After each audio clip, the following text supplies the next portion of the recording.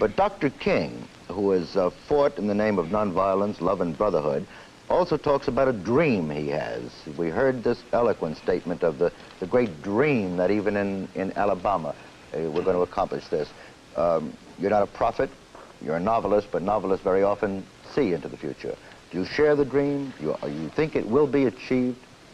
I think we all at this table, and many more people than that, share that dream. When Martin said that he dreamed of a country in which his 4 children would not be penalized because of their color, all of us believe that. I think we're all committed to that. It is perhaps paradoxical, but it's the American Negro in this context who, on the basis of the evidence, has the most faith in this country.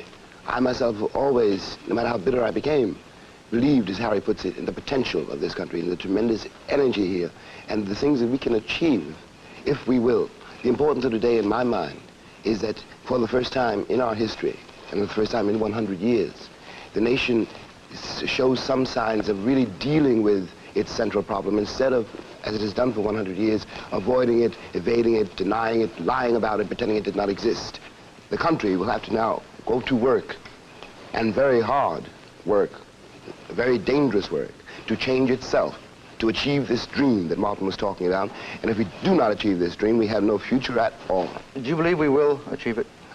I certainly believe it. I certainly believe it. In a non-violent manner? But yes, I believe that too. But it is going to cost us, every single one of us, including everyone here and everyone in this country. I'm not quite so prepared to say that it will not be achieved without violence. Because the Negro people have conducted themselves non-violently.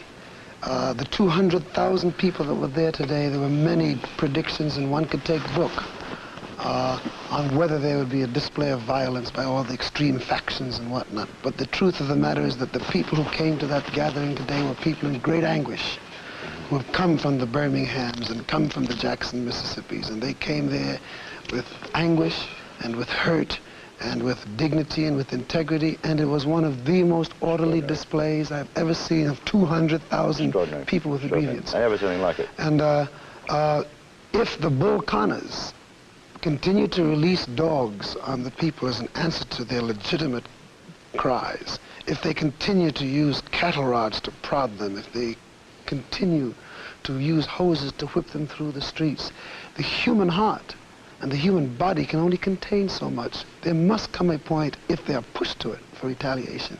So once again, I put the emphasis on who it is that will precipitate it. Because I do believe that the Negro community, I think that I can speak for most of the 20 million Negroes, are committed to this thing being done non-violently.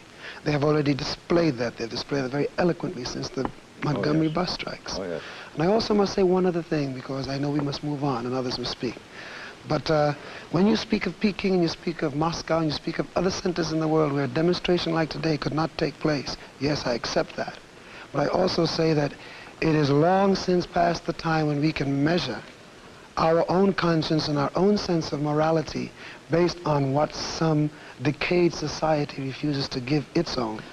It is like arguing with the present administration as to what we feel they did or did not do in relation to the civil rights struggle, because they were measuring it based on the previous administration. Mr. Belafonte, I could not agree with you more in terms of measuring in our society, but remember, the entire world watches this sort of thing. The world doesn't have a correct measuring stick. We all have lived around the world. When I mention Moscow, Peking, or any of these things, it is because here we are talking to the world. More than 100 countries will be listening to the discussion today. No, I understand that. I just want to make one statement to tie this off. I agree with you wholeheartedly, incidentally. I said that in the beginning. But the point that I'm trying to make is that we are also the loudest crier of any nation in the world about democracy and about the